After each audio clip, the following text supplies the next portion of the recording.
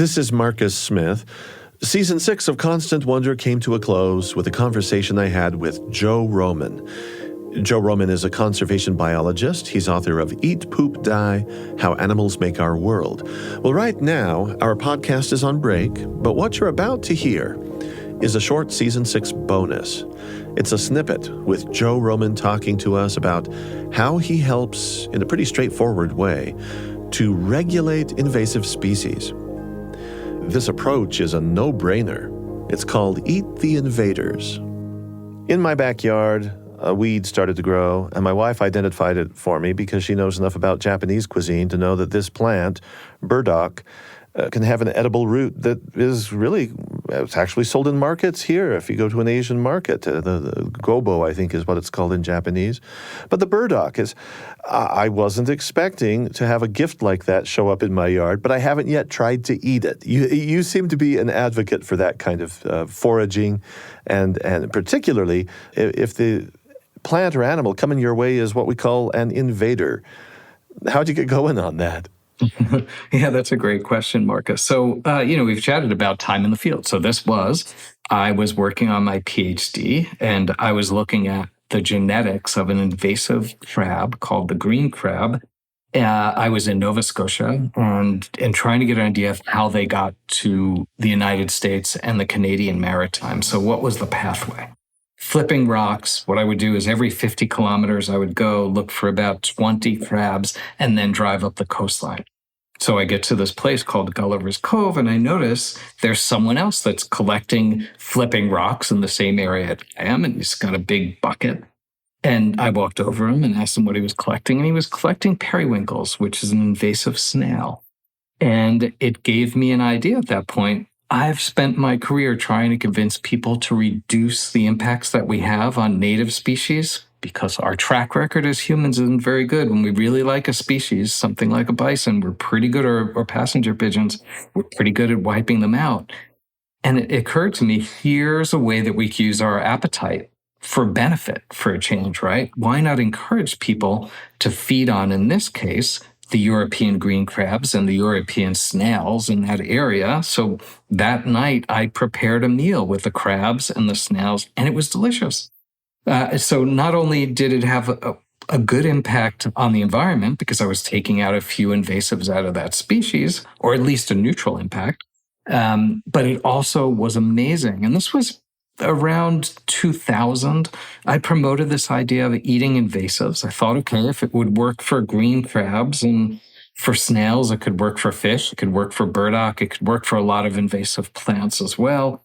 And the article came out in Audubon magazine in 2004, and the response, I have to admit, was crickets. People thought it was kind of funny, quirky, but it didn't really get much response. At that point, the word locavore didn't even exist.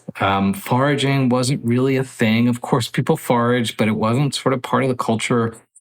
It just didn't hit right. It wasn't until a couple of years later that I spoke to a chef, Bun Lai, out of New Haven, Connecticut, and we got an idea of, why don't I ask for recipes from around the country from celebrity chefs?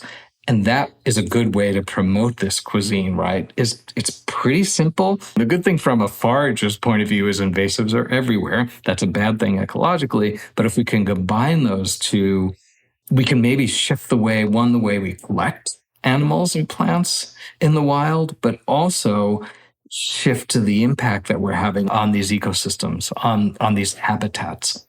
And I'll tell you, Marcus, the good news is that since that time, there have been several studies, especially on lionfish, which is an invasive species in the Caribbean and the Gulf of Mexico. And as you would expect, when people start eating things and start collecting things, the populations go down. So we're seeing a decline in lionfish where people are collecting them.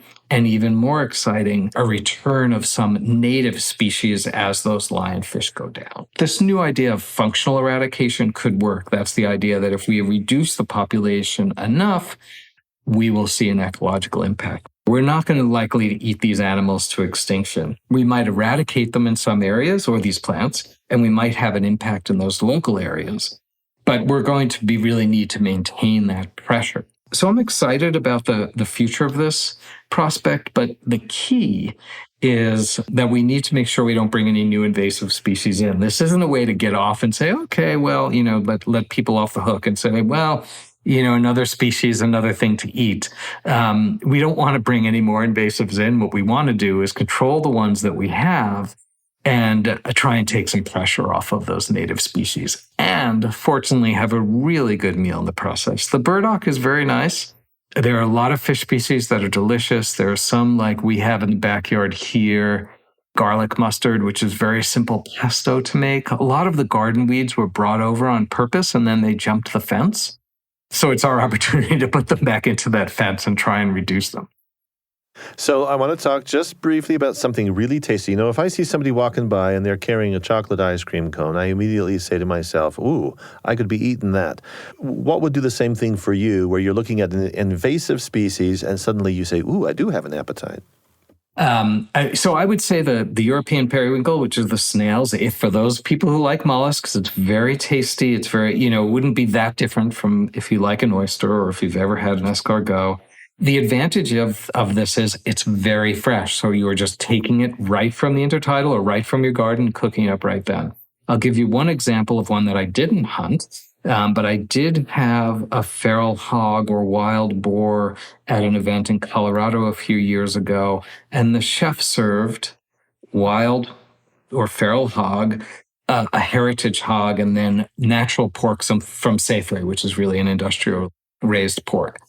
And I have to say the flavors were so complex and so rich from that wild caught boar or feral hog that it turned me off of regular pork for years because, I could have this delicious thing where something that's sort of consistent, and although it's consistent, it's kind of bland. So maybe a wild hog maybe would be one of the first ones that I thought. And that's another one where if we put pressure on, we can really reduce the numbers. Joe Roman is author of Eat, Poop, Die: How Animals Make Our World. Fresh new podcasts from Constant Wonder are coming your way in a special series that begins December 1st. Please join with us to mark the season of Advent together as we drop a short episode every day leading right up to Christmas. Until then, all the best to you. Constant Wonder is a production of BYU Radio.